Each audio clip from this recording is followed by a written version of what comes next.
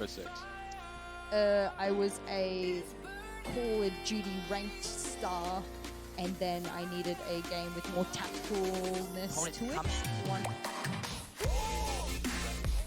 I'm glad you brought that up because I would have said something if no one else had said anything. Ladies and gentlemen, we went to the gym for 45 minutes, and this is the first time that Alex had ever lifted weights before, and now he is so under the weather, he was in bed all night. So not going to be able to get in. Bosco is still in 90 hallway with less than 10 seconds left. The wall that he opened, repelling on 90, also nets him his own death. So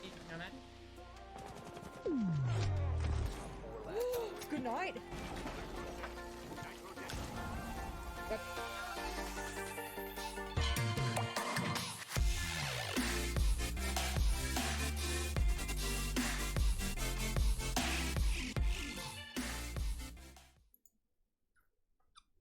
Welcome everyone. How are we? How's everyone feeling? I hope you're all safe. Now I usually have my microphone set up for gaming purposes, so I'm gonna make sure I set it up for podcast purposes now. Let's that looks about right. Let's make sure we're comfortable here. Welcome to the first ever episode of the Prep Phase. My name is JessGOAT. If you don't know who I am, ex-pro league coach, ex-player, ex-analyst, or current analyst as well. I don't know, criminologist, blah blah, all those things. Doesn't really matter. What matters is that we have a brand new podcast to add to the mix, and the reason I'm bringing this to you is because, one, I'm in lockdown, so it's selfish of me not to provide more content to the Rainbow Six community. That's just number one. Number two, there is an awful amount of information that goes around the Rainbow Six esports competitive community that is not discussed properly. And when I say properly, I mean engaged with on a multifaceted level.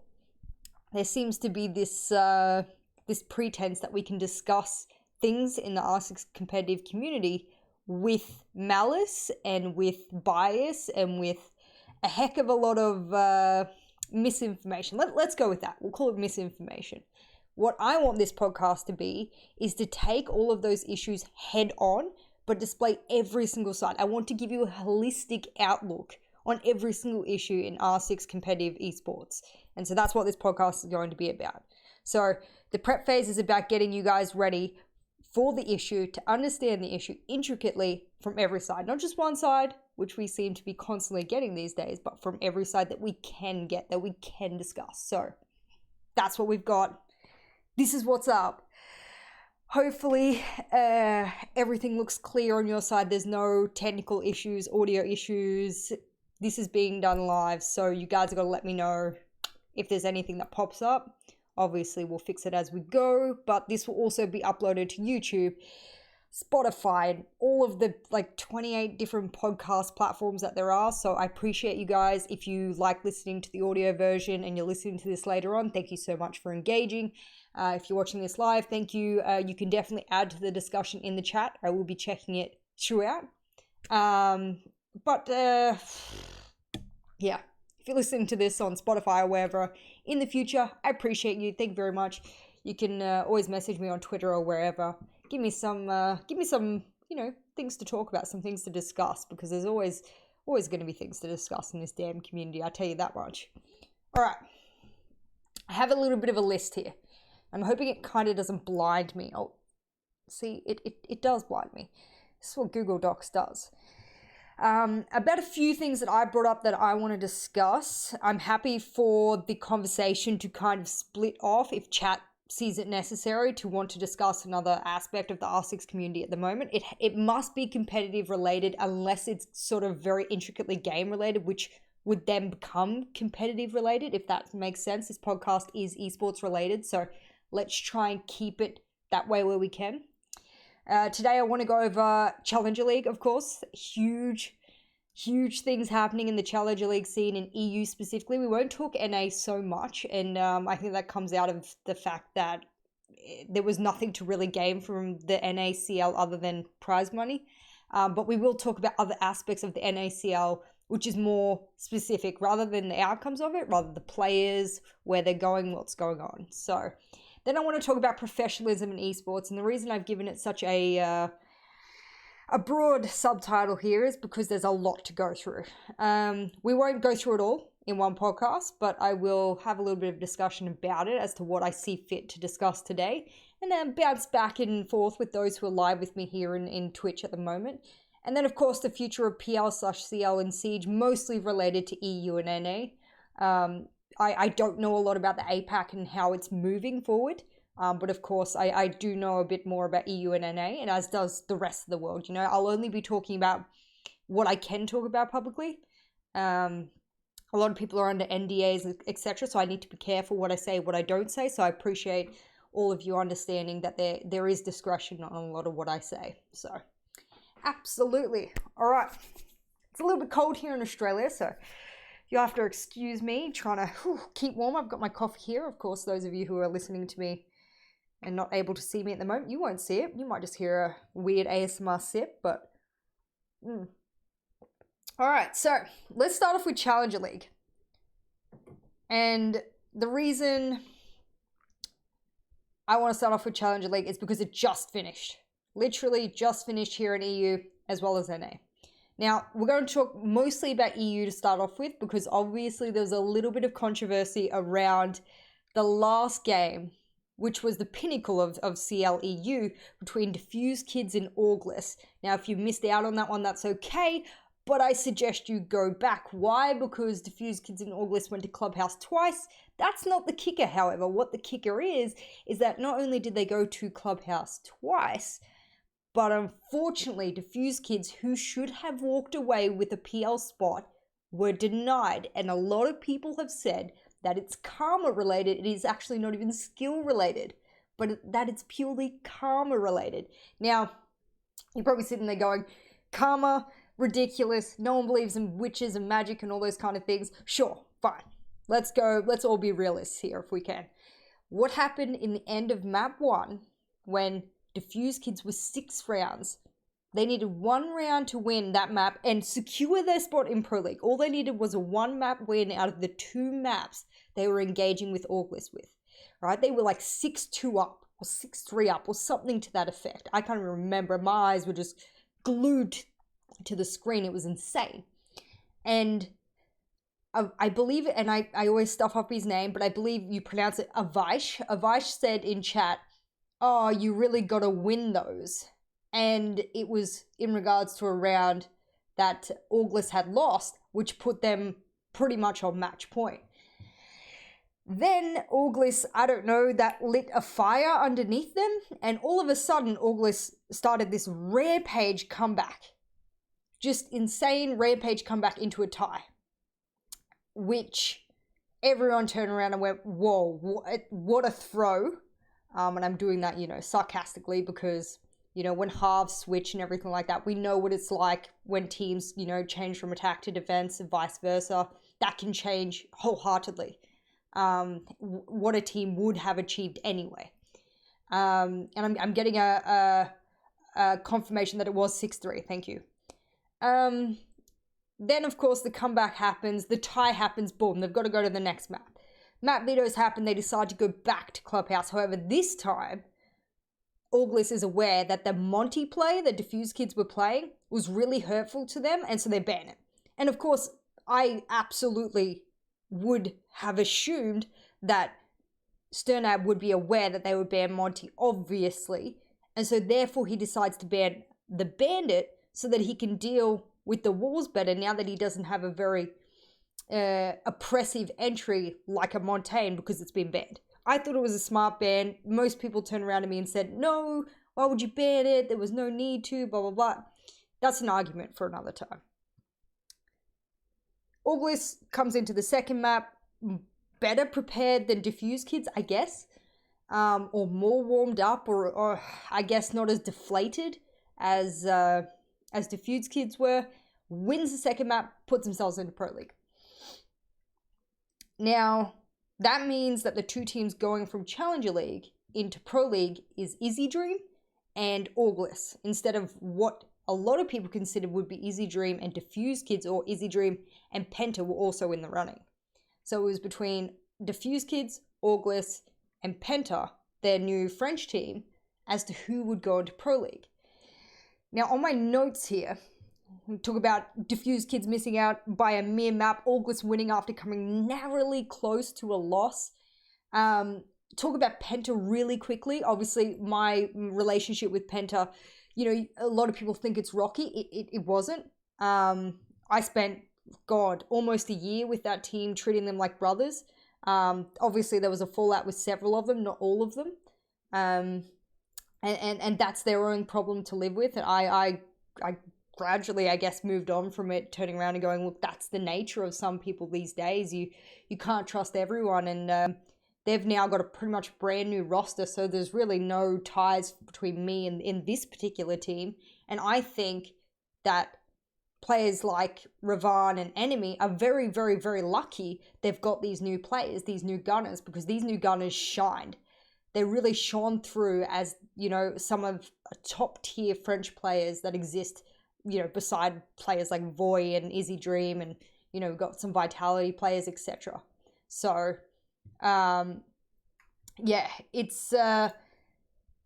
it's interesting to me.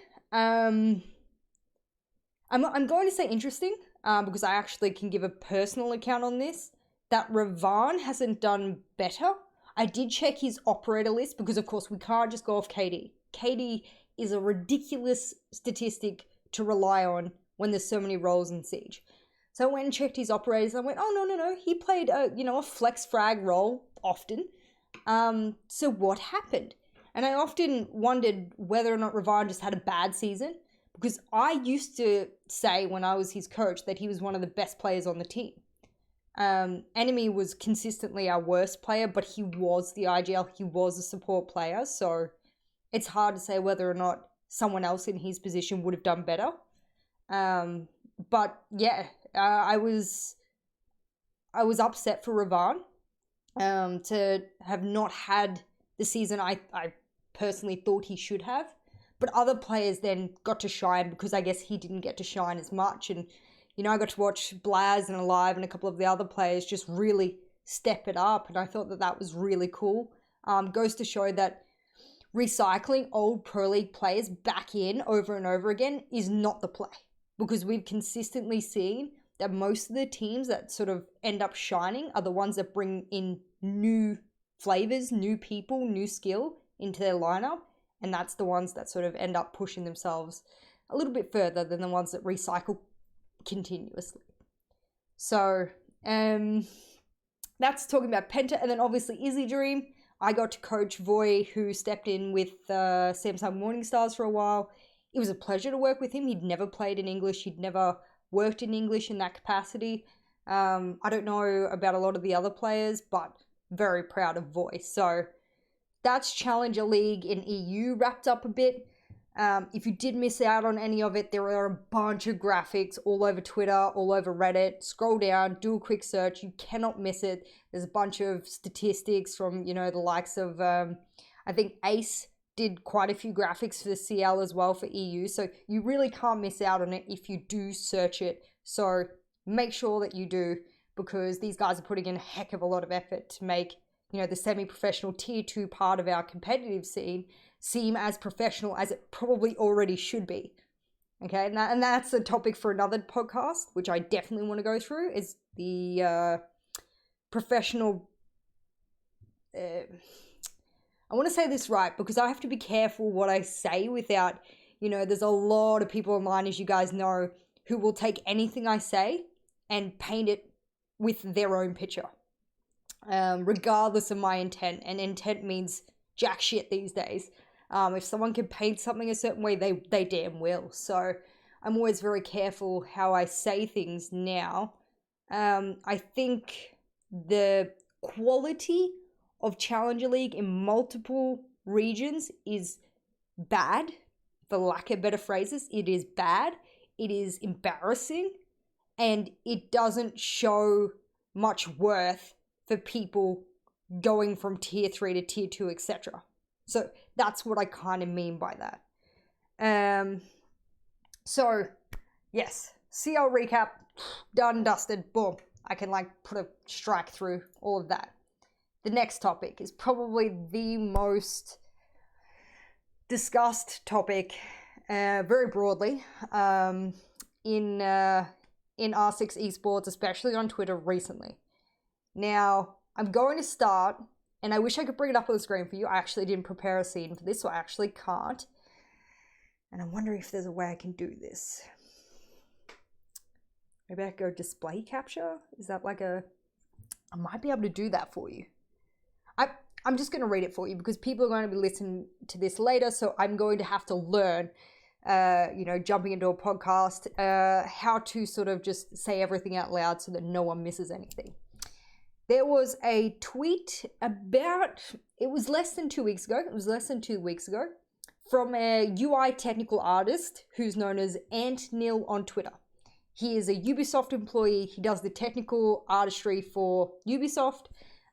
He's someone I've followed and has followed me for quite a long time. I don't think we engage a lot, but I've always respected a lot of different Ubisoft employees. So, I noticed his tweet very quickly, as did Reddit. And his tweet said, "Dear esports orgs, get your players media trained." So that was his initial tweet. Then he added to the thread and said, "And dear professional esports players, get with it too. Your bios say professional player, but your posts show us the opposite." Now, there's a very important part of that tweet, specifically in the secondary thread, that is very important for our discussion. And the reason that it's so important is because language sets precedence, and it also helps us inform about the context. Now, as I sip my coffee, and excuse the people listening. All right. There's a very important part of that, and it's not the professional player, it's not the dear esports orgs, it's not any of it. And as I sit here reading it, it says, "But your posts show us the opposite." Now, the reason I wanted to point out the us so heavily is because that implies so much. Whether or not it was intended to imply so much, there's no way an individual puts us unless he or she means more than one person.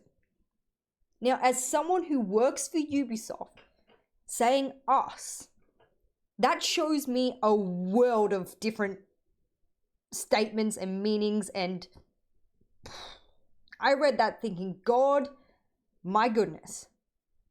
I don't know why he said us, because as someone like me reading it, I go, you have instantly told me that you are not the only one with this opinion, and the only way you could know that others in your workplace, or whomever he's referring us to, whoever and however you would know that is through discussion. And the only way to have discussion is to have a group conversation or singular conversations, multiple of them, which means this has been a topic discussed around his colleagues and or whoever he means us. So this has a huge implication in it if he did literally mean us. This means that this has been a discussion, and I'm going to take it as the implied Ubisoft. Because, unfortunately for him, he represents Ubisoft, yes? So he cannot escape that. That's what he's saying. Your bios say professional player, but your posts show us the opposite. So he has guaranteed me, someone who understands the scene pretty well and understands the English language, I would say pretty exceptionally well, that this has been a discussion between him and his colleagues of God knows what level in Ubisoft previous to him making this tweet. And my trouble with that is that where people go wrong, and I want to make sure I'm getting my dot points right on this. Okay, good. Where people tend to go wrong in all different industries is that they forget that people are human. They forget that people have bias. inherent bias. It's never, people don't intentionally undertake bias towards others. Now, unfortunately, it just so happens. Like for me, for example, I find people who break lockdown rules to like go visit their friends or whatever, I would be inherently biased towards them in a negative way, even though I probably shouldn't be. All right? Now everyone's going to say, oh, you should be. They're bad people. They're this, they're that, whatever, right? But I would inherently treat those people as less intelligent because I believe that people who break lockdown rules somehow must be missing something in their head. So my understanding is that I possess an inherent bias towards a group of people and would therefore likely treat them or speak to them differently based off my bias. The connection I'm making is all of these people in Ubisoft who have discussed this lack of social media training and blah, blah, blah, and esports players, they've put a bias over every player. Now, every player in the minds of these Ubisoft employees, and I don't know how many there are that have been part of this discussion or think this or now possess this inherent bias, now sit there believing that every single esports player is not social media trained and is therefore somehow lesser. Now you can understand the link that I'm making because I want to show both sides of this. I have my own opinion on this, absolutely. But this podcast isn't to spit my own opinion. It's to show you every side of it. Like I said at the start, this is a holistic podcast to go over the facts. So a lot of people are saying, what's his name again? What's the tweet? The Antnil, VANTNIL on Twitter. He's one of the technical artists for Ubisoft. I respect him a lot. And personally, my personal opinion, I definitely agree with the tweet. And I've made that a public opinion before. So no one can get upset because I've publicly said this multiple times before. I have also shared this opinion. So now we get into the tricky part of professionalism in esports because suddenly, and as this happens in every single group and community in the world, the very bad few spoil the rest of the bunch, don't they? You know, you've got a loaf of bread and only 2 pieces have mold growing on it, but by default, the rest of the loaf kind of needs to be thrown out as well because you just don't know, do you? Just because you can't see the mold doesn't mean it's not there. So suddenly, all of the esports playing community is spoiled by, let's say, 5-10% of that entire population. That's what's happened here. And is it safe to say that the conversations probably started off individual? Absolutely. Absolutely. They would have used specific examples in their discussions, their conversations, or whatever, and it would have started off individual. But through an inherent bias, these individuals, and myself included, unfortunately possess a bias towards esports players that makes us assume that they are all unprofessional, untrained, unknowing, misinformed, etc.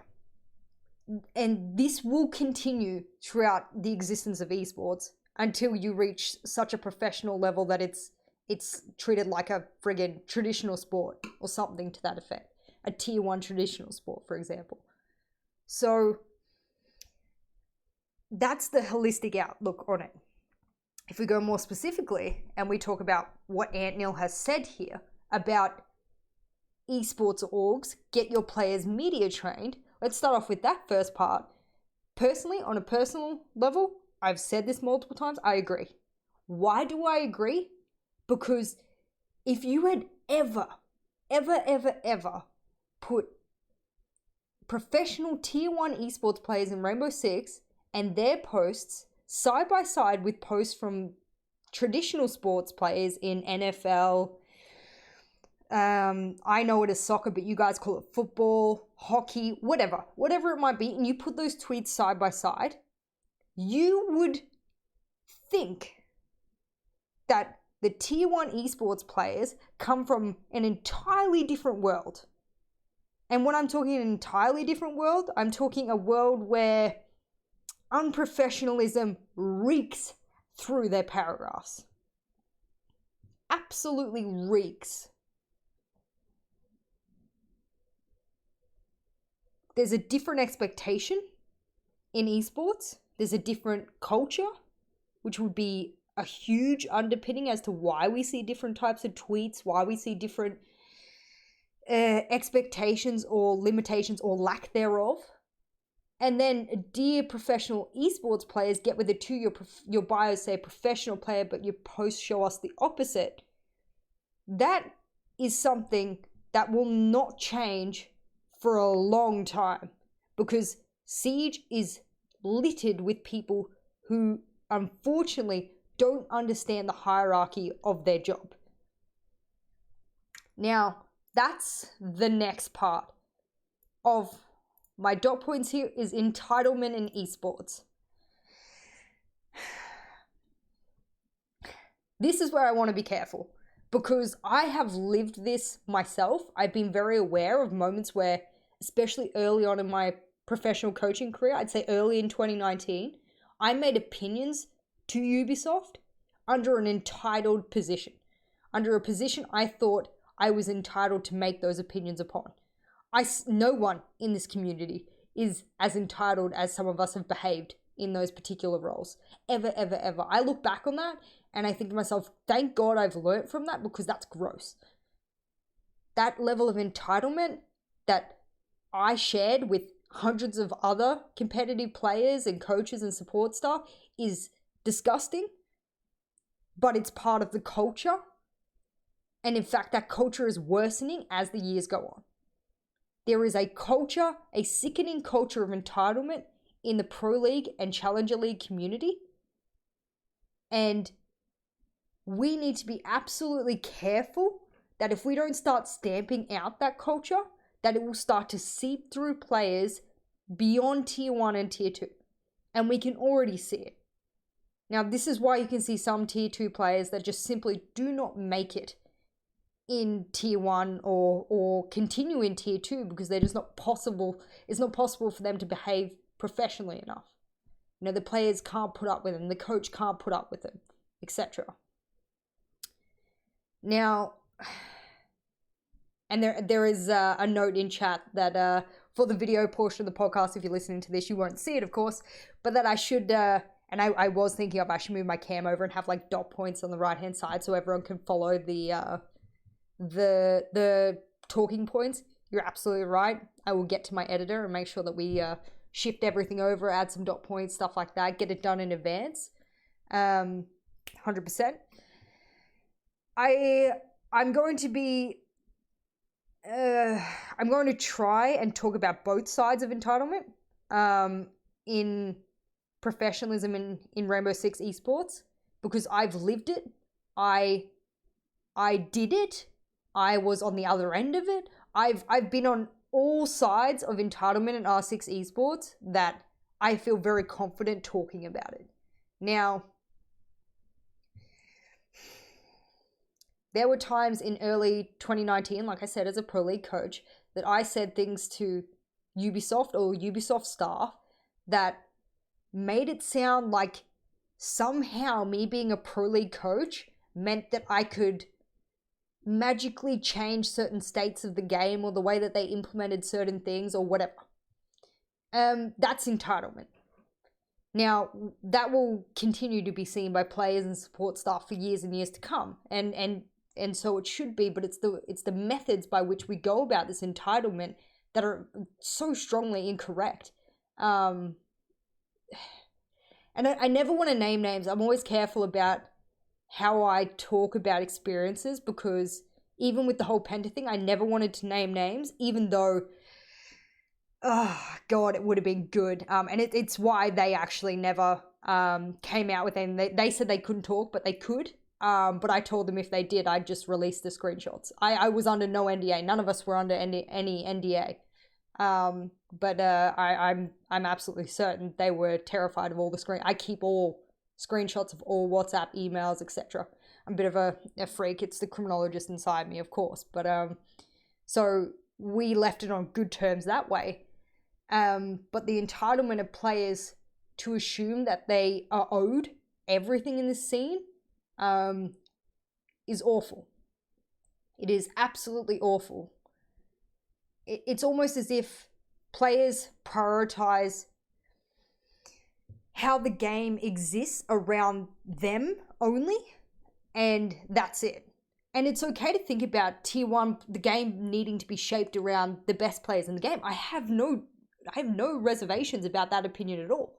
I absolutely agree that there should be a connection between the way that the game develops and is shaped to some extent around, how the best players in the world play it. Sure, I can see that connection. Absolutely no problem. My personal opinion is, yes, I would like to see it go in that direction a little bit more than it is currently. That would be cool.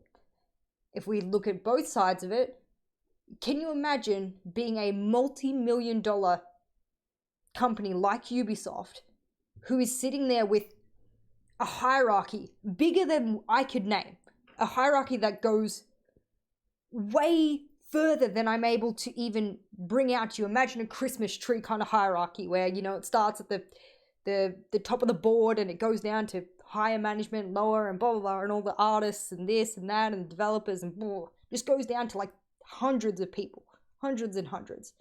Somehow it has gone into the minds of the professional community, and I was part of this, so I am happy to say this, that throughout all that hierarchy, somehow the players should sit at the top of the tree. And that is so grossly incorrect. No company owes you anything. No developing company owes you a single thing. And that is the hardest thing I had to learn as a caster, an analyst, a coach, or whatever, is that at the end of the day, the game exists whether I'm in it or not. The game will continue to exist. You can all boycott this. You can all do this. It will continue to exist. And that is the biggest thing that people cannot understand, is that unless you came in and own this much of the game out of this much, or you developed it, or you continue to develop it, or whatever it might be, you will have no value in the game in the long term, of which the company is attempting to look at. Companies look at the long term, and in fact, what you don't understand is a lot of their planning is done years in advance. Years. A lot of the operators are done years in advance, map design, everything is done years in advance. So if you come in and you think, as someone of a tier 1 or tier 2 player, and you come in and go, don't like this, don't want this, don't think this should be this will make the game bad, this, and Ubisoft and their employees and developers have already sat down and gone, this is actually a fact. The reason we're getting you in to discuss it is because we want to see whether or not that fact can be balanced and changed in a way that can better the whole community, with you guys included. You guys being the competitive players. And what makes me, and I think I want to be careful because I was under NDA for multiple pro workshops, but I'm 90% sure I can talk about this. I was part of the testing for Kali quite a while ago, and there was this discussion between, and mind you, people say, and I'm going to go off a little track here, people go, oh, they do all these pro workshops and all the players tell Ubi they don't like that. What do you mean all the players? Ubisoft pays for like 10 people, half coaches, half players, or whatever they do, right? Most might have been half players, half coaches. So they pay for like 10 people every like 3 to 6 months. I don't even know how often they do it anymore. I haven't been to one since friggin' God knows how long. And they bring about 10 people to test like early beta versions of like everything. So when people say, oh, they asked like 10 people who are under NDA, who cannot tell us all. So what do you mean they asked the pro community? They asked fucking 10 people. Like, how can pro players sit there and go, we told them we didn't like this? And I'm like, Okay, but which pro workshop did you go to? Because you couldn't have known about that change unless someone broke NDA and told you.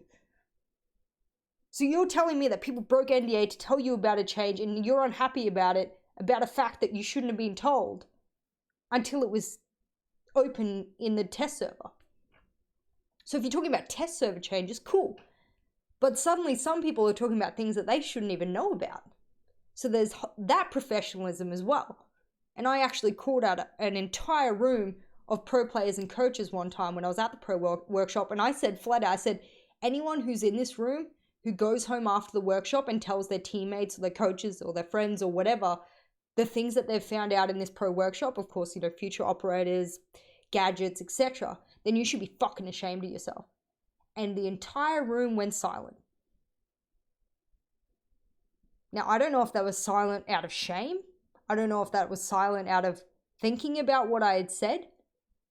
But they should be so fucking ashamed that they go to Ubisoft, they sign an NDA, and no wonder shit leaks like a fucking fountain. Because people can't shut their mouth. In this community, people cannot shut their mouth. And I can name at least 20 people in the competitive community who have sent me screenshots of things other pro people have said about me, or have given me rumors about roster changes. Every season I know about every roster change, and I have to sit there with my mouth closed, even though the reason I found out about it was because someone else couldn't shut their mouth. And for whatever reason, wanted to spread it. Unbelievable. The things I know in this community are unbelievable. The screenshots that I have are unbelievable. The secrets that I've sat on top of for over a year now, unbelievable. Why? Because this community is young and a lot of them are very unprofessional. Very. Rumor mongering, secret sharing, can't trust anyone, I promise you. So, there was a question in chat, why does it seem like the pro community doesn't really like you? One, I have a question as to why they don't like me when they share everything with me. I've also seen flat out lies in screenshots sent to other pro people and or support staff from other pro people. So I know for a fact that there's probably at least 20 people in the pro community who think a certain thing about me that has never happened or I've never said. Imagine I chased all that up. Imagine I showed people the truth, or I showed them screenshots of actual messages. Unbelievable.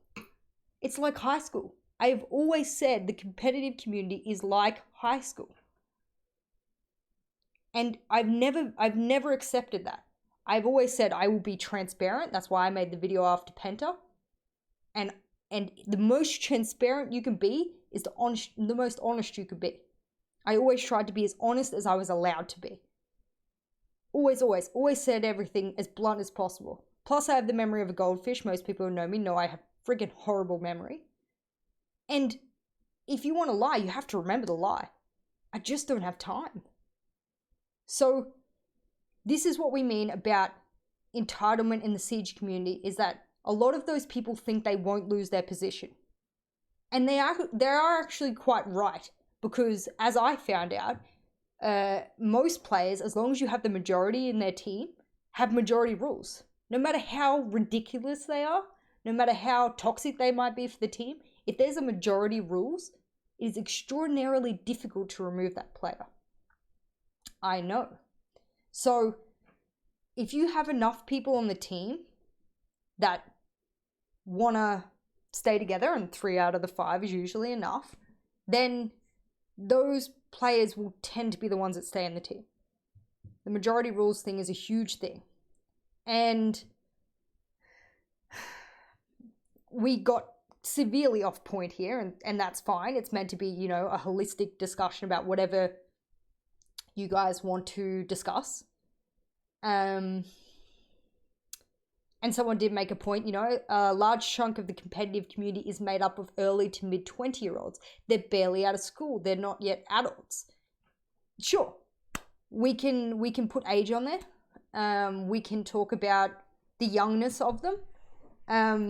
I know the biggest part of what tends to go wrong is because there's actually a lot of very, very mature young people in the Siege community. So it's not fair to paint all of the competitive community under the light that we're talking about. And of course, when we talk about entitlement, we're talking about ego and entitlement and assuming that you're owed things, etc., etc. So that's obviously all under the same title there that I'm talking about. But there's also a lot of people that have never worked in a professional environment, ever. And so when they get into this job, when it started off for them, it wasn't a professional environment. It wasn't a professional job. It was a hobby. And a lot of people can't move out of that hobby into the professional zone, into the professional headspace. And that's where it goes wrong. You calling guests in the future would be cool with debates on specific subject? Absolutely. Absolutely. I started off podcast number 1 by myself because I want to try and get a little bit of foundation. That's the word I'm looking for. A little bit of foundation for the podcast so that when I, try and slide into someone's DMs, I say, pretty please, will you come on here? I promise you I won't be a bully because everyone thinks I'm a bully. But I really just love this game and all the people in it, no matter what they say about me. I have screenshots of people who've said fucking horrid things about me in the competitive community, and when I go to events, I hug them. That's called having thick fucking skin and a lot of respect. So, yes. So, yes, I will bring on co-hosts and people to debate certain topics. Abso-freaking-lutely. I want more than just what's in my head and what I've investigated on my Google Sheets here. So, absolutely. So, we spoke about a little bit of the entitlement, people thinking that they deserve to be at the top of the Christmas tree, for lack of better words, when actually pro players are right at the bottom of the Christmas tree, of the hierarchy, purely out of the fact that they're very dispensable. From a company perspective, a lot of them are very dispensable. The only ones I would argue that are not as dispensable are the very famous ones. I'm talking Pengu, Bolo, for example. Those players who have such a large platform of their own would be considered a higher tier, higher in the hierarchy because they have so much value. That's really the only people in the competitive community who breach beyond just being a professional player. We can put it like that.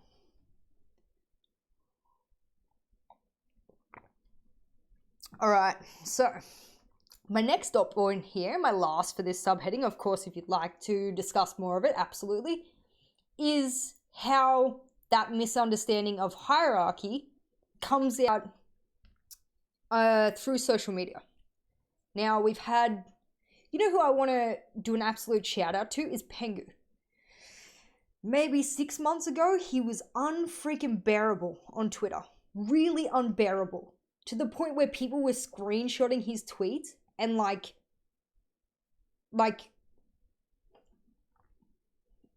I would say bullying him. For lack of better verbs, bullying him and calling him like really horrific phrases because of his tweets. And I don't agree with bullying anyone. You know what I mean? Like, there's people like Super on the internet who says things on Twitter, and I've never met Super in my life. I think I've seen him at one event, maybe when I was at Las Vegas or something like that. I have the memory of a goldfish. I'm so sorry. I don't know. I might have seen him at one of the events or something like that. I've never met Super in my life. And he's posted several things on his Twitter about me being quite rude. And I would be happy to go out for a dinner with him anytime and just shake his hand. This man can say whatever he wants about me, but I can't have an opinion about him because I've never met him. So people are like, yeah, but he said horrible things about you. Who cares? I'm a bigger person than that.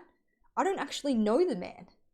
So I always thought I didn't know Nicholas very well. So I could never judge him based off purely his tweets. And I never wanted to be that person, but everyone else seemed to want to do that. And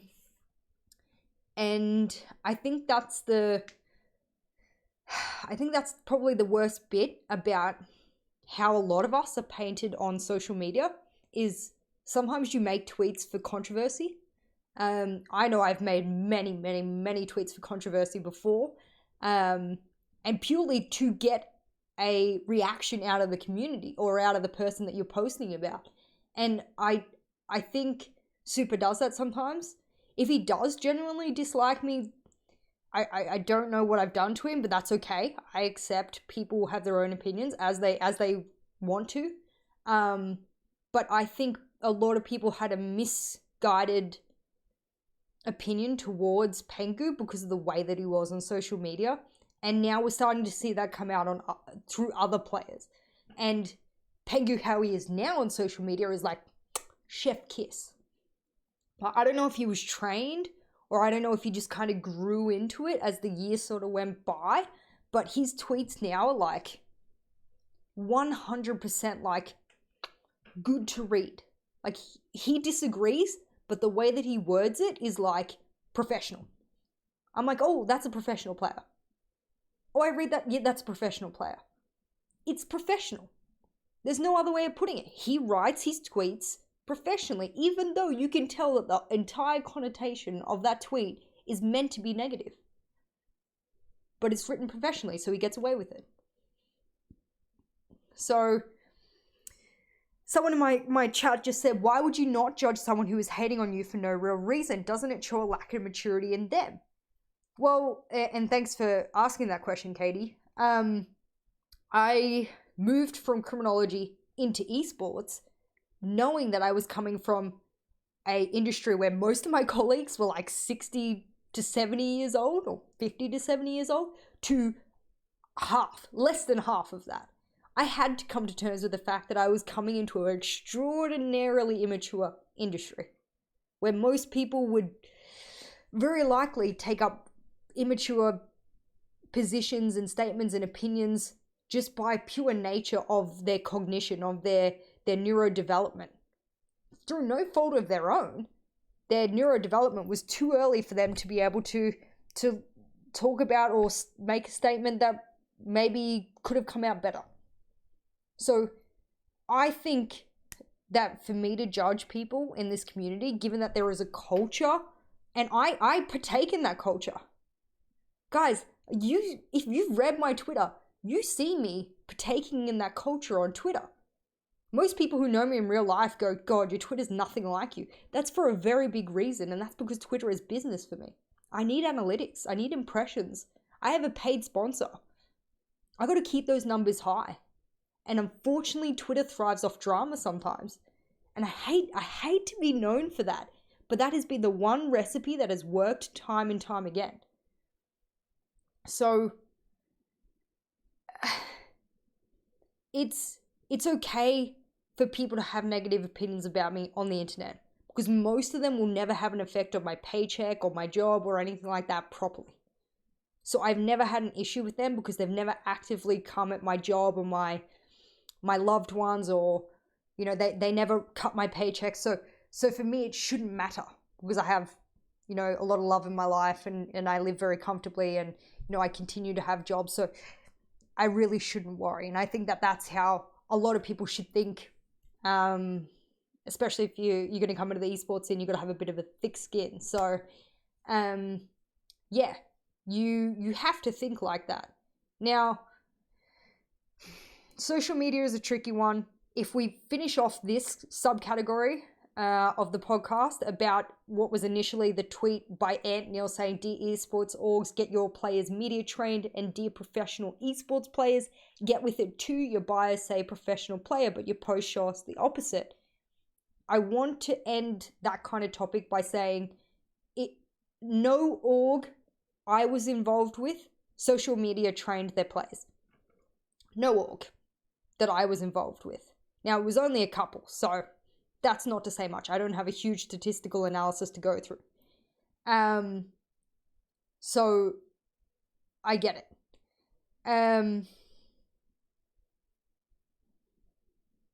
Someone said, I get it's a business, but don't you think it's unethical to use drama to gather analytics? Absolutely.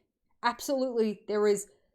My moral compass often feels off when I make a certain tweet or I do something, and it is always just tweets. I would never target someone or bully someone. I just wouldn't. It is so far beyond my moral compass, I would never do it. But I have made tweets which I know border on a contentious topic. I've often made tweets which I know are bordering or teetering on a contentious topic. And I think to myself, if I should feel bad about making a tweet that is not targeting anyone specifically, I've never targeted anyone specifically, I sit there and I make a tweet that I know is on a contentious topic at the time with a very broad ranging statement. The only specific statement I've ever made was about Ranger on a podcast. And I made that, and I have always said that I was sorry for making it, even though I believed it. I 100% believed the statement I had made, and I had gained that opinion, unfortunately, through multiple other support staff, professional league coaches, analysts, players, etc. that I'd met before who had also made statements. And unfortunately for me, I made it quite publicly, and he was able to prove me wrong by winning DreamHack Valencia a couple of weeks later. That's all it was. Bad timing on an opinion that had been said 6 times before on a podcast where there was 4 other people and they also agreed with me. So sometimes you have to understand that if you make a controversial statement that is not bullying, how can an individual be blamed for a tweet? That's what I think people don't understand, is that there is so much garbage on Twitter that I can't believe they don't realize that people are just making garbage tweets because it gets hits. So I definitely don't think people understand the point of Twitter. Twitter is not meant to be the epicenter of truth of a person.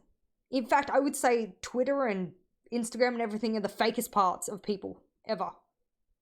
So, no, under no circumstance do I think that my controversial, very broad tweets that I make, of which probably half of them I mute straight after I post them anyway, do I think that they particularly hurt any individual. And if they do, I have always told people to message me and clear that up with me. Every time.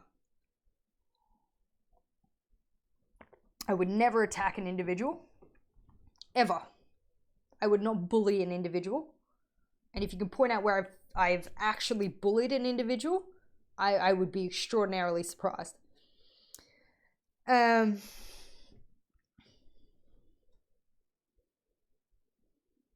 Someone in my chat just made a big statement, blah, blah, blah, and at the end it goes, if you don't like it, go work a real job.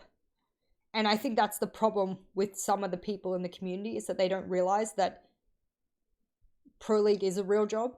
You sign very, very real contracts with real legal implications to them, with real salaries, with real tax, with real outcomes, with real money. So to say work a real job, that's what one of my players used to say. And there's a reason why they're not in Pro League anymore.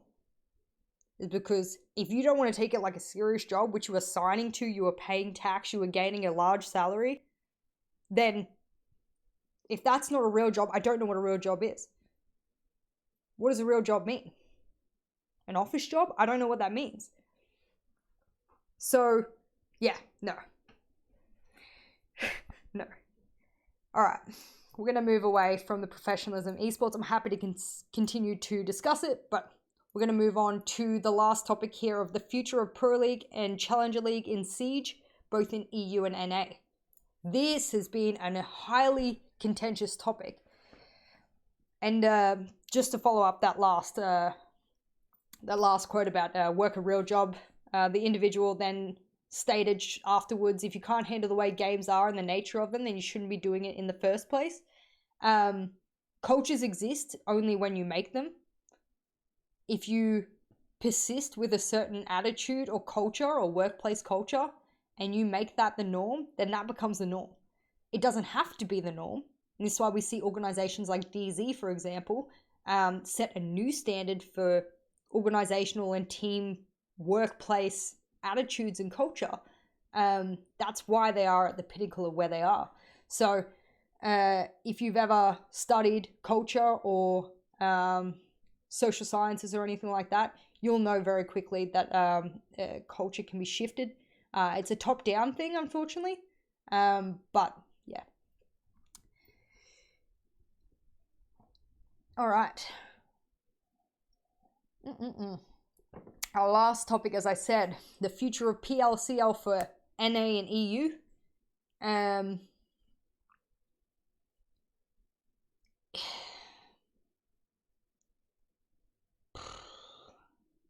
Have to be careful, again, what I'm saying.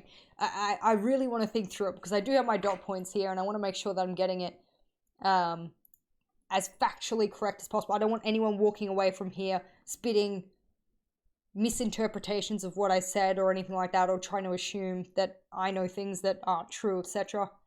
How do you think NA moving to LAN environment impact the competitive scene, I assume you mean, to EU and APAC, who will still be remaining online? Good question. Let's start with that. If you don't know, NA will be moving to a offline system. Now, the reason we need to talk about offline system is because it is the future of esports, specifically in games that have ping-related issues. Okay? Not only just ping-related issues, but also attitudes and culture and professionalism are also going to be absolutely heightened by forcing them to live together, etc.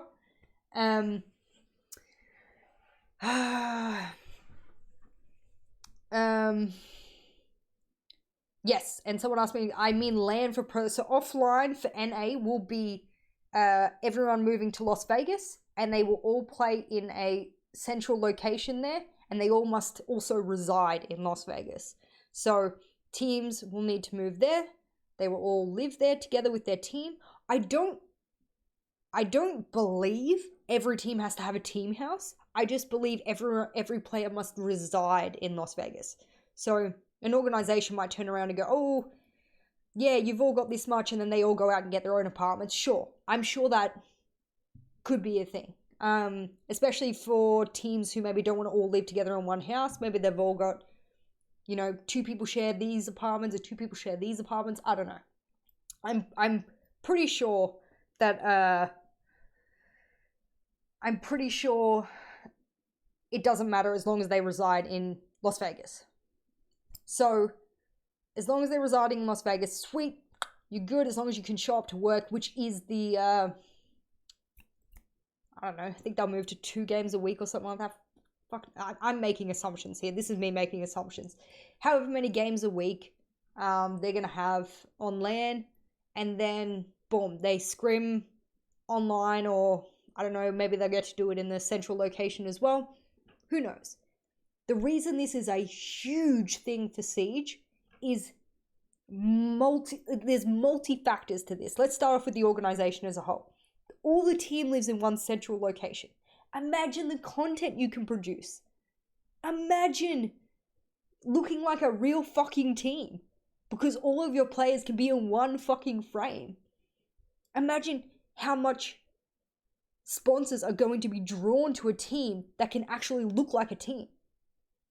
Like, that was the problem at like Penta or Samsung Italy or whatever, because the players all lived in different parts of Europe. So how could everyone be together for like a sponsorship thing unless you flew everyone in, wasted money on that? They could only be there for so long. Okay, the weather's not good that day. Oh my God, we're out of time. You got to fly home. No. Everyone lives in a central location, and at the click of a finger, everyone could be the next morning ready for a photo shoot or ready for a content being made for fucking G Fuel or whatever. Right? So I'm already thinking more money for the orgs instantly, or more sponsorship, or more exposure. Just instantly thinking about the orgs in their own right, all of their players living in one central location, without thinking about any of the other factors. Then we think about the players being near each other, and this is something I'm very specialized in.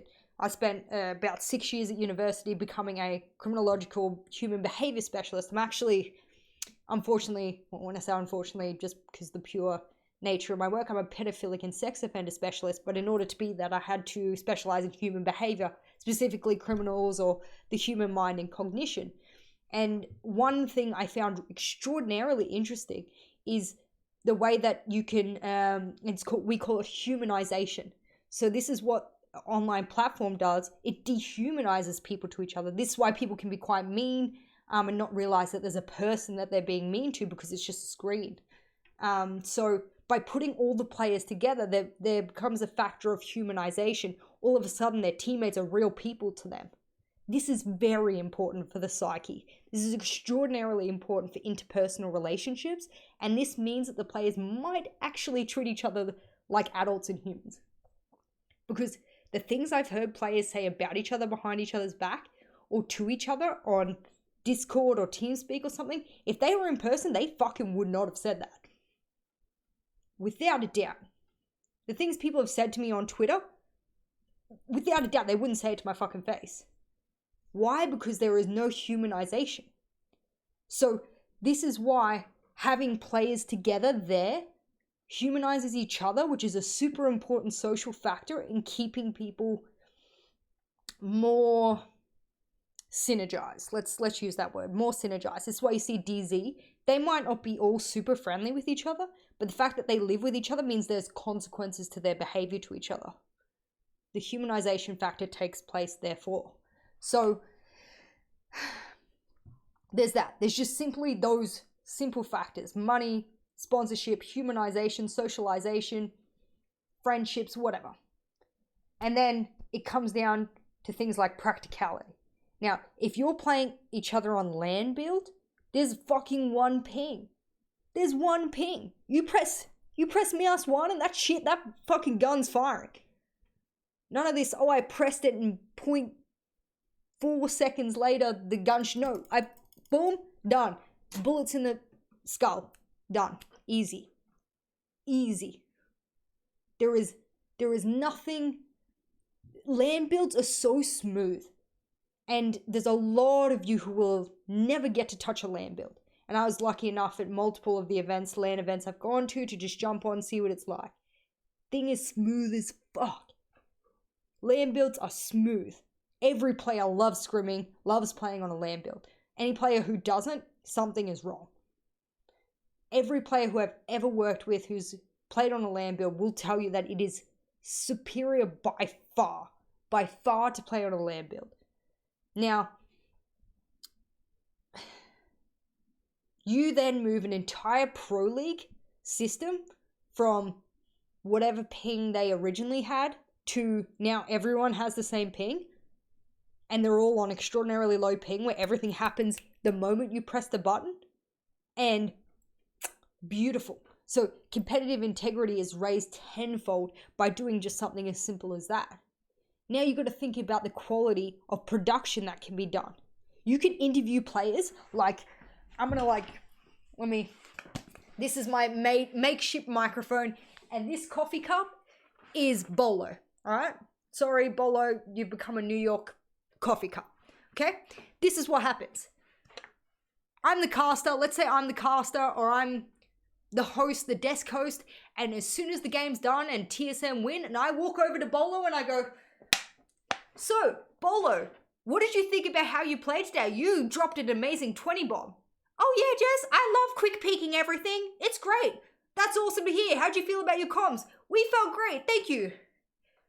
That's huge. That is huge. No? Tell me I'm wrong.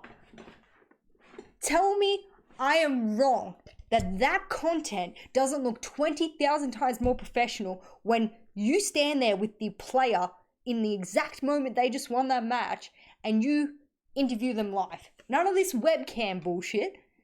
You interview them live. So production value goes up exponentially. There seems to be like fucking zero downside to this. Or if there is, it is so minute, it is crushed by all the positives that moving to a LAN have. Now, there is a big collateral damage that has happened that was unintentional. I'm not talking about things that have happened specifically in the Siege example. I'm just talking about moving to a LAN regardless of what's happened in our particular scenario. I'm just talking about LAN as a whole. Will NA have an advantage over other regions? Fuck yes. Fuck yes. Anyone who tells me otherwise, don't listen to them. Yes. I can't give you a holistic output on that because the answer factually is yes. No one can paint the picture any differently. And anyone who tries to is simply wrong. Now, perfect statement made in chat is, but if you move to a LAN and then you go back to an online, you are then in a worse position because you got used to how fast LAN was. Could that be a downside? Absolutely. Absolutely. If for whatever reason you have to play something online, yeah, you got a huge downside. Without a doubt, you are 100% correct, yes. But if we are talking about competitive integrity for the highest level of games, Pro League, all the majors, minors, whatever, they will all be done on LAN for NA. So realistically, the matches that matter will be done without any ping. So since NA needs to play on LAN consistently, do you think it will give them significant competitive edge when it comes to things like SI? Yes. Yes. It won't be huge. Let's make this clear. Having better ping and more stage-like presence, because that's what will happen by being at the studio all the time, will give you less nerves and give you more I'm trying to get this word out. Familiarity with the environment and how the game works at low ping, for sure. Will it give you massive edge over people from EU, LATAM, etc.? I don't think so. I really don't think it'll give you a huge edge, but it is something that will give them a lot of competitive integrity. So, I definitely think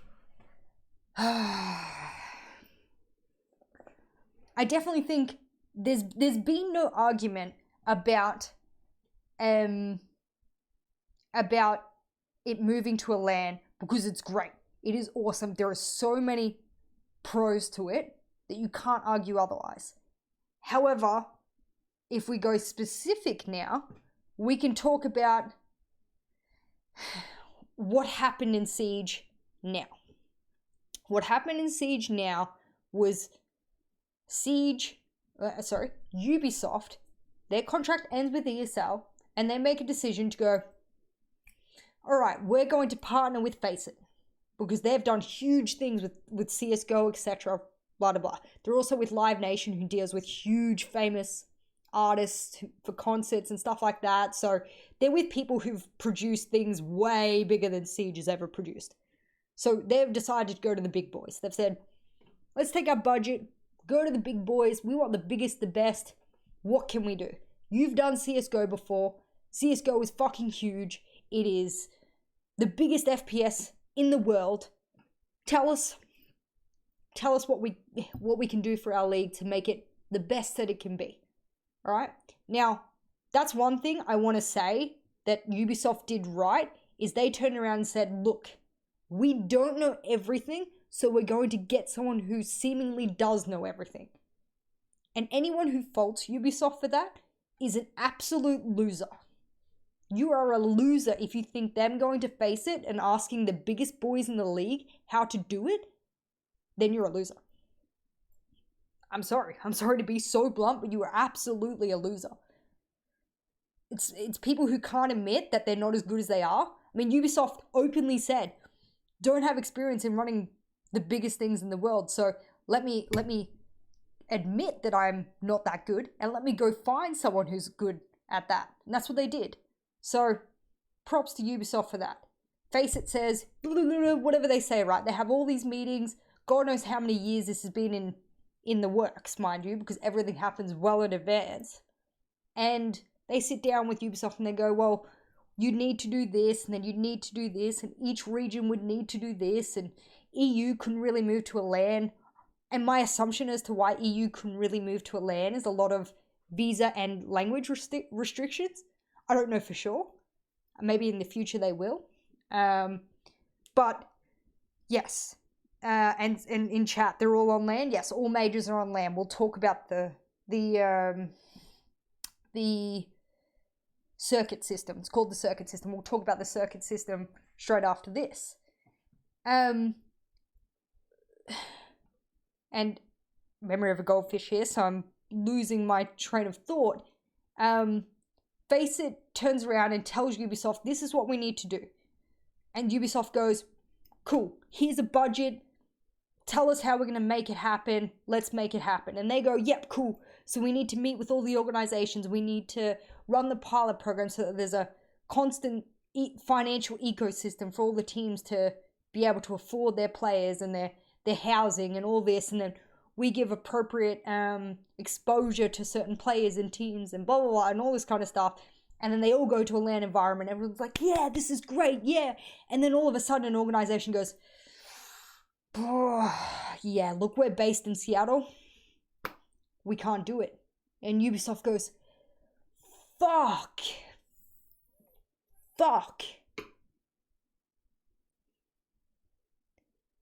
Yeah, they go fuck. You know why? It's because Ubisoft, no way they sat there and they thought that any organization would pull out. They thought the sweet as fucking plan they came up with, Faceit, that everyone would want to be involved in. They thought everyone would want to keep players, or even if they didn't want to keep their players, get other players and stay in the skin program, because as someone who is profited from the skin program, even in its early days, you make good fucking money from that. And then all of a sudden it all goes, no, we're going to drop out, and Ubisoft goes, oh, fuck. This was meant to be a 10-team league. We can't have a 9-team league. And then another one of the organizations doesn't sign up for the skin program, which is a requirement. And then Ubisoft goes, well, talks to Faceit and goes, maybe we'll have to do an 8-team league. Or we could just move the 2 teams from CL up to replace the 2 missing teams, and then we would still have the 10 team. And everyone looks at each other and goes, yeah, we could do that. Now, does anyone seriously think, and I'm saying seriously think, that when Ubisoft and Faceit first sat down and designed this NA LAN offline league, that they sat there with the thought process in mind to not have 10 teams?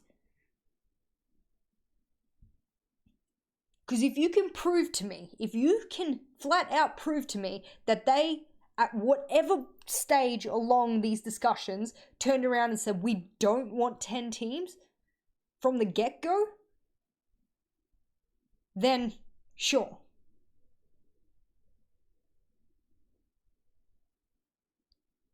Fine, okay, I will accept I was wrong. Someone in chat said they should have created a contingency plan. They did, by saying if we lose teams, we will bust the people from CL up who have orgs into PL to cover those spots. Then they went, okay, well we agreed to move some CL to PL, but now there's still not enough teams. So maybe we will have to shorten our league, lessen the amount of teams in the league, and go from there. So I accept that there should have been a contingency plan, a better contingency plan, absolutely. But if you're telling me that Ubisoft should have been prepared for every single little misstep, like, should Ubisoft have been prepared for an organization who didn't tell their members they were not going to apply for the pilot program, which the organization was told they would need to do if they wanted to join the new league and tournament?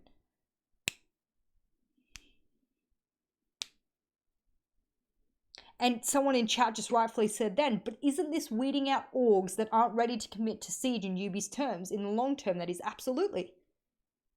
Absolutely. But should Ubisoft had gone so deep into contingency and plan B and plan C and plan D to know that by one of the orgs not signing up for the pilot program, that they weren't aware, or should Ubisoft had been aware that the players weren't looking for another org? Is it safe to assume that possibly when Ubisoft didn't receive an application from LG, of which LG continued to be in the meetings with all the other organizations, and LG was very thoroughly aware, I've been told this as a fact, LG was very thoroughly aware that the team needed to be in the pilot program for the future league, that Ubisoft may have safely assumed, excuse my pronunciation, assumed that LG would be finding another organization for their players and or have spoken to their players about them losing their spot. Is it safe?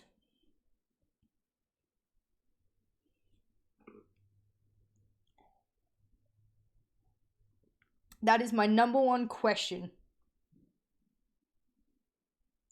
And I spoke to Hyena directly in DMs about it, and I said, Hyena, be honest with me. Did your organization or did it not tell you that they did not sign up for the pilot program? And his reply to me was, LG didn't tell us anything. And I clarified again, and I said, how can you be mad at Ubisoft if your own organization didn't tell you they signed up for the one prerequisite to keep you in this league? What do you have to say to that? And he said, yes, my organization has been shit. However, this is Ubi's fault.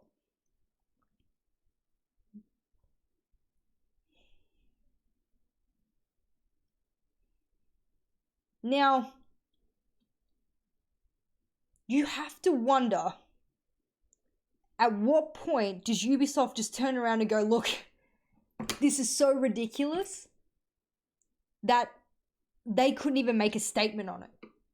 They couldn't even make a statement on the whole fiasco because they probably stood there and went, at what point does this not become our fault? At what point do we need to baby organizations more than they had already done? Because from what I've been told and shown from other organizations, they were given such long notice. Like, people were brought into meetings, like, super in advance. Super. Like, holy fuck, you could have spent like a year deciding if you wanted to be involved in it or not. You could have fucking spent months designing your pilot program application. This is how in advance this shit is.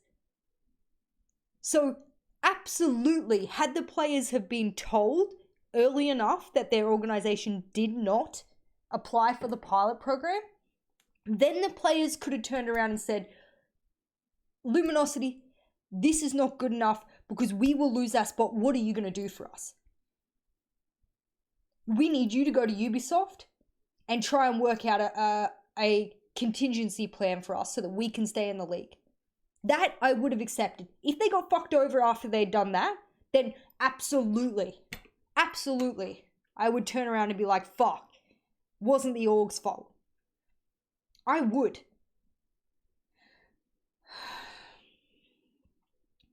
I just want people to understand is that this beautiful present that we are getting, and I'm not even getting it because I don't live in NA, I won't be part of the NA league to my knowledge, so I won't get to experience any of this. I hope somehow, some way I get to go see it or something like that, or I can visit it or something, but I won't get any of the cool engagements in this offline league at all. So I probably won't ever get to see it. But we're getting this awesome, super cool, futuristic, at least for Siege, production of our game with the highest level of competitive integrity that's existed thus far. And because of two pieces of collateral damage, one which actually could have been handled better. This is the one I think could have been handled better, the EG. I do wonder. Now, EG has always struck me as an organization that's been pretty open with their players. I can't imagine it wasn't. I would have hoped that once EG had worked out, assumedly very early on, that they were not going to partake in moving to Vegas and the new pilot program and the tier system and blah blah blah, that they would have turned around to their players and said, look guys, we're not going to do this, so we need to get you another org, or we need to whatever it was. Why they didn't get another org with that much notice, really odd. Even to the point where the players said Ubisoft didn't tell us anything, which also again strikes me as odd as to, again, why are players contacting Ubisoft directly? That's what organizations are for. Ubisoft is not there to hold the hand of every player. They're there to provide the system and the way of which they can play their game at a professional level, but they're not there to be the agent and the middleman for all these singular players or teams. That's what organizations exist for. That's what agents exist for, etc. And so what happened with EG is one I'd really like to know, because I think the whole LG fiasco, from literally my personal talks with Hyena, has proven time and time again, and everything that every other org said as well, has just shown that absolutely their organization kept it until the last minute. Really fucked up. Really fucked up. Okay? I'm going to say that based off a very strong amount of evidence that has been produced both behind closed doors to me and publicly to me. Okay? And I'm not going to list it all here, obviously. There's a reason I have a lot of contacts in Siege, and I like to keep their privacy. And then there's EG, which I didn't get almost no correspondence on about what happened there.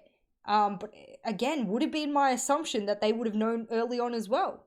So I do wish we knew about that. I do want to know why EG, the organization, didn't find their team another org, or at what time the players found out that they would need a new org. That's probably more my important question. Let's go with that one. Yeah,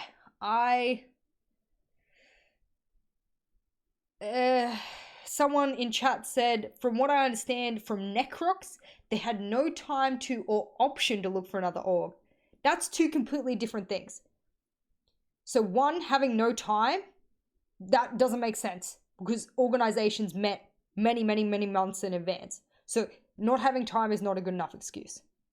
It's not. It's been proven by every other organization who said there were meetings many, many, many months in advance and that the organizations knew.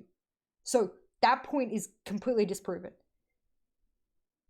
So the only point left is no option. And if there was no option, why? Why was there no option? That's the question we are asking. Someone else in chat said, at what point do you see this becoming a legal issue rather than a PR one? Absolutely, there should be legal recourse. Absolutely. Without a doubt, you could turn around and make this a civil case like that.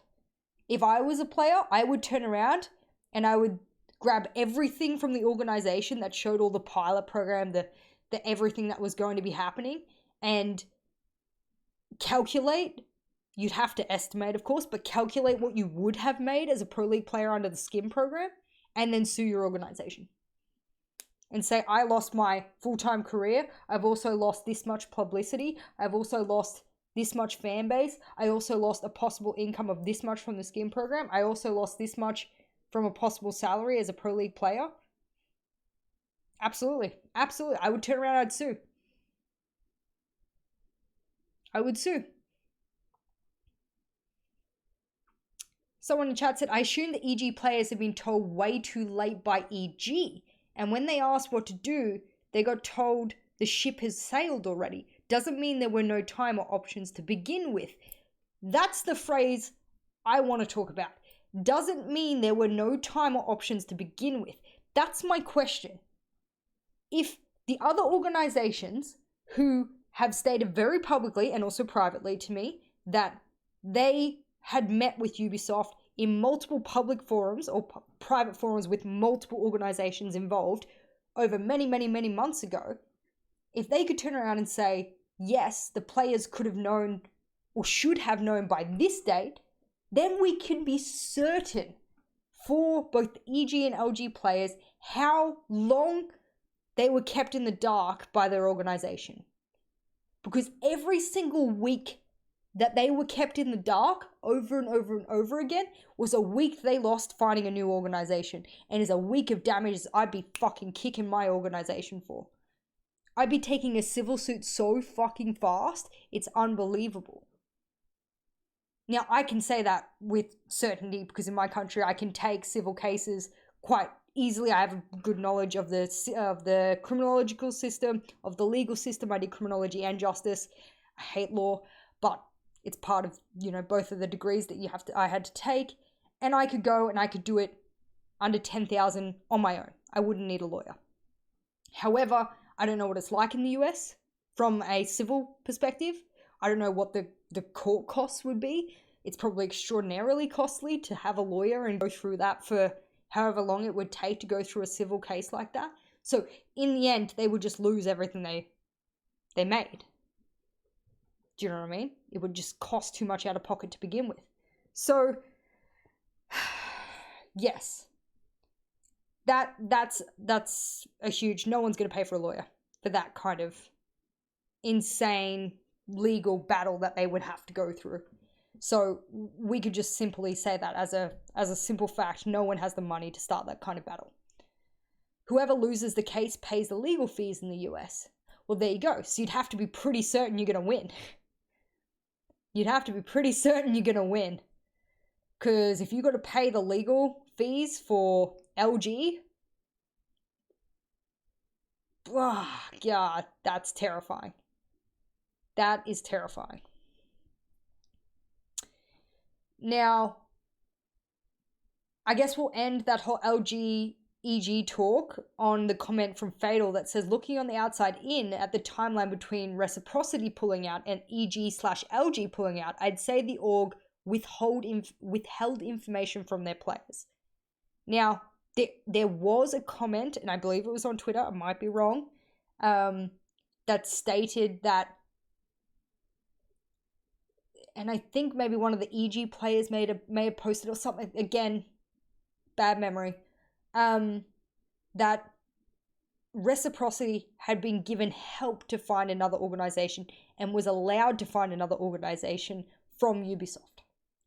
So whether or not, how much truth there is to that, or lack thereof, or misinformation, or, miswording of it, I don't know. So that's probably a huge part of it, is to say that how early on did Reciprocity have time to start looking for a new org? And if Ubisoft helped them, was that because Reciprocity asked Ubisoft to do so, or because they'd already been accepted, or what was it about, that whole situation that allowed Reciprocity to get a new one, but not the others? That's a huge red flag, and I think that's something that's being brought up by both the EG, LG players consistently and other competitive players around the world, is how did Reciprocity get the opportunity for one and the others did not? And the only thing that springs to mind is timeline. Only thing that springs to my mind is the timeline. So, yeah. Someone in the chat said, you would think the players would have a lawyer on speed dial though. No. I'm going to put a little bit of truth serum right here. I know at least 10 players who have signed contracts with organizations who have never had it looked at by a lawyer. Not even perused by a lawyer. Let alone the amount of other players I know who get their fucking corner lawyer who has no experience in esports to look over their contract. Who has no idea what their job entails, what clauses need to be involved or do not need to be involved, what non-competes need to be involved or do not need to be involved. So trust me when I say that I have fought, and I did when I was on Penta, I fought for them not to be contractually fucked over multiple times. You're welcome, boys, by the way.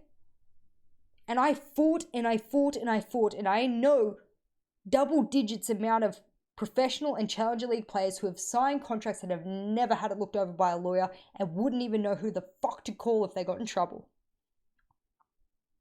And I can say that with absolute certainty. So, I'm sorry, but no. Players, they get one opportunity at Pro League or a team or whatever, and I mean, the average lifespan of a Pro League or a Challenger League career is extraordinarily low. So people just sign because they're desperate to get in. A lot of players sign fucking anything. It's horrible. It's actually horrible. So, yeah. Are those things because of how relatively young Siege is as an esport? This goes into there being a lack of professionalism in the scene as a whole. There's no union, for example. Not that there needs to be a union for it to be professional, mind you. The whole union thing has been brought up the other day, or throughout the past couple of weeks, about players should have a union and be represented, and blah, blah, blah. And I think to myself, you don't need a union for someone to turn around to you and say, you're a dumbass because you don't know how to Google esports lawyer. You don't need a union for that. You just don't want to pay money. You just don't want to be an adult. You just don't want to have more than 5 brain cells. That is not anyone else's fault that you don't know how to be an adult in a professional industry. That is no one else's fault. I'm sorry. Every single contract I've signed has been looked over by an esports lawyer, and that money's come out of my fucking pocket to make sure I don't get fucked over.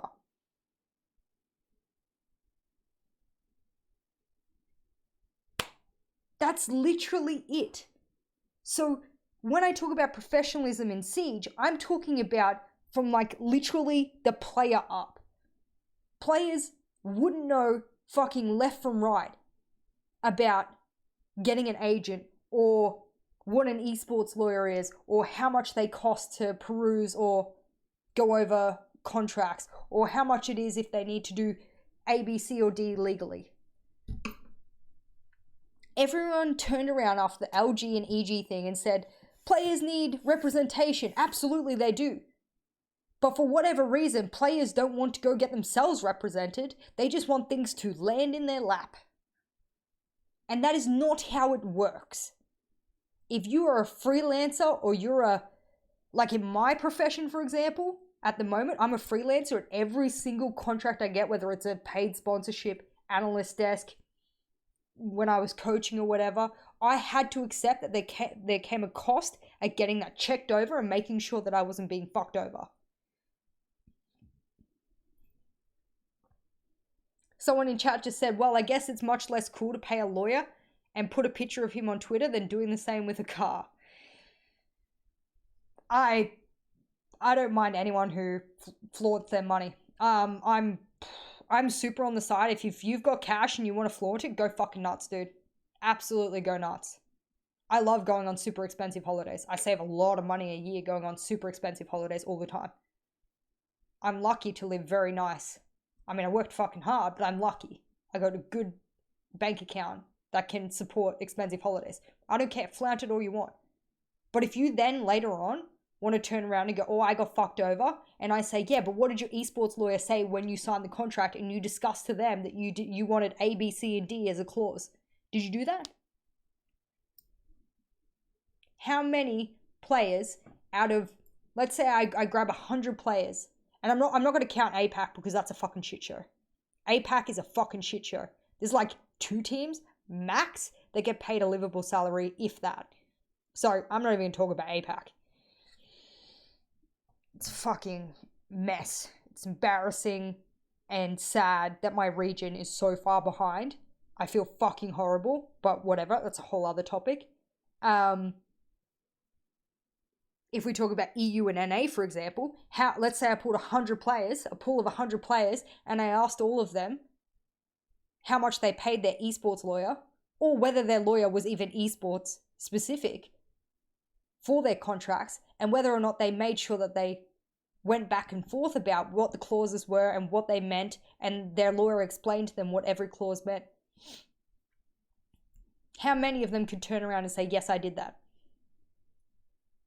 Because I tell you what, I had the exact, I don't know why, when I first joined Penta, they gave me the exact same player contract, which I had to turn around and go, okay, this needs to be rewritten in blah, blah, blah, blah, blah, blah section. So I had the same contract. So I knew exactly what was in the other player's contract. And when it came to contract renegotiations and stuff like that, and I had to physically explain multiple clauses in the contract to my players. And I said, how can you not know this? You signed the contract.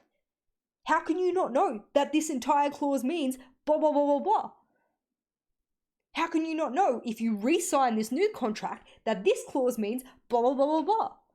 Don't sign this because it means this. Are you sure this is what you want? No. Well then, where the fuck's your lawyer? I'm not even a lawyer and I can read that and I can understand that. Unbelievable. So when we talk about professionalism in Rainbow Six esports and unions, what people are saying is that they want players to be represented, but they want players to be represented in a way that fucking helps them be lazy, helps them keep money in their pocket. So unless they're all going to self-fund this union, of which they're better off turning around and investing in their own interests and making sure they pay for lawyers and actual professional industry level people who know the fuck what they're doing, then what the fuck's a union even going to do? You know what they want the union for? Is to be able to deal with Ubisoft and game changes and this and that. And if you want a union for that, go nuts. But if you want a union to help represent players who can't be fucked going to a lawyer or don't want to pay the costs that go to a lawyer, then too bad. I'm sorry. That's really what I have to say, because there's so many players that will not pay a lawyer but then happily complain at the end of their contract when something gets fucked up. So if you're one of those players, then, and I believe I'm being called. Good old mother calling me mid-lockdown. So I know we've had a huge first podcast, and this is what happens when, you can talk about Siege I can talk about Siege for hours and hours and hours on end. And I think this comes down to a huge point, and someone in chat, and thank you for that, Civil, said, it's the same everywhere, Jess. There's no motivation to work to make things better as a whole. Everyone wants a savior to step in and do it for them. And I absolutely agree to that sentiment. Again, I am not painting every single pro player or semi-pro player with the same paintbrush here. It's always the bad ones that make the good ones look bad.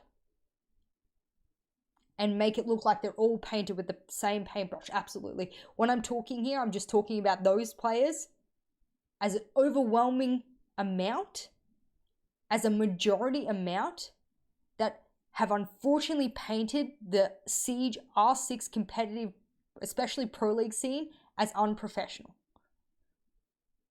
Now, that's come down to multiple recently, and I'm gonna be real honest with you. And yeah, if we want to finish that point, do you think LG debacle will wake up call for players, recontracts, legal counsel, etc.? I think there's going to be some players who continue to sign contracts and do shit with orgs, never get a lawyer involved for the rest of their career. Mind you, get it. Competitive careers are fucking short, so whatever. And most players won't be affected, some will, only minor. Some will get kicked by their teammates and realize that they should have had a clause that got involved in them continuing to get paid. Little things like that. Whatever, right? Now that it's going into the skim program, there's going to be so many players that really need to negotiate having continual skin program clauses in their contracts, etc. So there's going to be so many that miss out because they fuck up, because they don't tell their lawyer what they want in there, and they don't get it renegotiated with their organization. So yes, there's a huge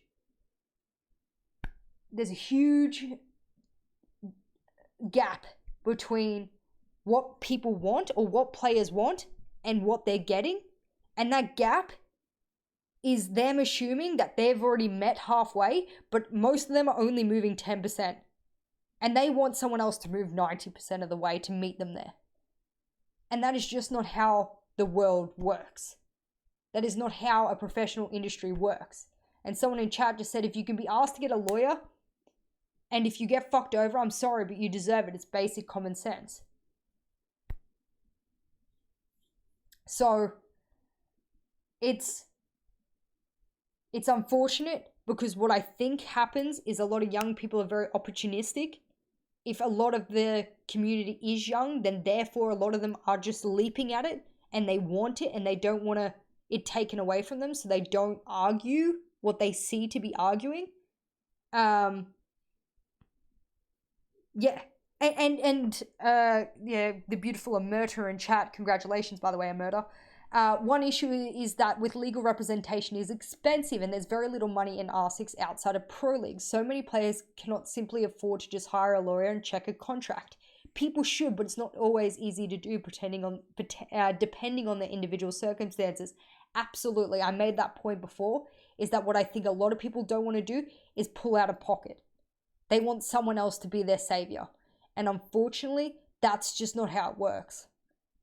Now, I get it. $50, $100 is a lot to some people. Absolutely. So if they need a contract checked and it costs them like $100, $200, or whatever it might cost them, depending on the caliber of the esports lawyer or the firm or whatever, then sure, I get it. That's a lot of money. But if you're worried about losing $2,000, $20,000, whatever, and you only have to shell out $200 to be absolutely certain in your contract that you're getting, then that might be what you have to be willing to give out. That's, yeah. And Amerta said, before Pro League, I earned £77 from R6 individually. Absolutely. When I started as an analyst for Penta, I was making trash all, which is fine by me. I had a good amount of savings. I was moving over to Europe anyway. I was going to get a secondary job until I moved up to a coach's role, and then my salary moved into a player's salary, so I was lucky. But some of us, when you start off, make shit all.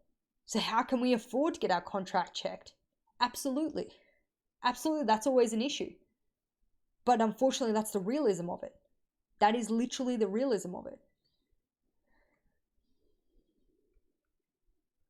So you have to be prepared that if you don't give yourself a safety net and you fall off the trapeze, that you might hit the ground.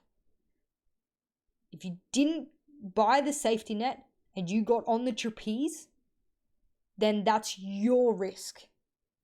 That's not anyone else's risk. No one stuck your hands to the trapeze. You're the one who got on it. And that's literally the last thing I have to say about that.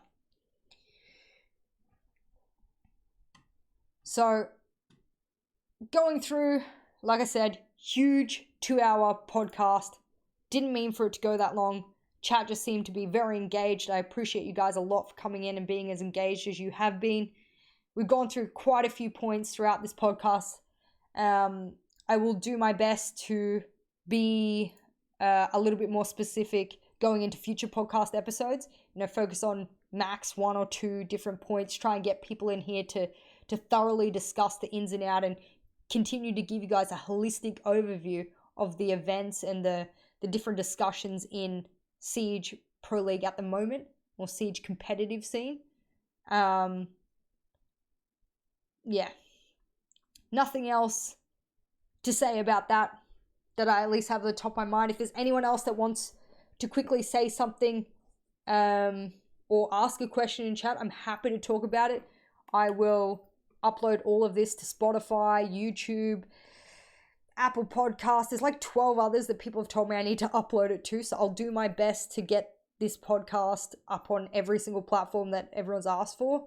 I'll be using SoundCloud for my RSS. So yeah, it'll be up there as well. I will be doing this podcast every weekend. If there is a big news week where there's multiple issues, I may do a bi-weekly podcast where midway through the week or the day after a big event or a big news event, I might break it down the day after so it's fresh in everyone's mind. But at the very minimum, you will see this podcast every weekend. So absolutely, you will continue to get this as best you can, as best as I can bring it to you. The dates won't be fixed because if something pops up for me or my schedule changes, and as the lockdown, hopefully in the next couple of weeks in my country starts to, slowly back off, I might be able to start living a little bit more of a normal life.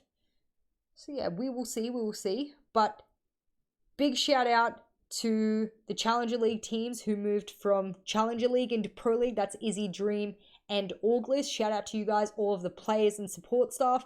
Support staff are hugely underrated. They do a big freaking job, and they often work more hours than the players, and the players who turn around and say that they don't are fucking lying. And they're unappreciative of the work support staff do. So yeah, they're fucking lying. If you want to hear more about the EUCL, we spoke about at the beginning of the podcast. We then spoke about professionalism, and then we ended on the future of CL and PL. Not so much CL, but mostly Pro League, and how it's moving to a circuit system in North America, and how EU will be staying on an online system. But yes, appreciate you guys very much. I'll be coming back in about 10 minutes, not even, bringing you guys some ranked gameplay for the rest of the night. So make sure you go back. I'll upload this on YouTube next 24 to 48 hours and on every other platform for audio listeners. Thank you guys very much. This has been the Prep Phase with JessGOAT. You can find me on all the social medias below. Please don't miss out on future episodes. I appreciate you guys. I'll be back in another 10 minutes. Thank you guys very much.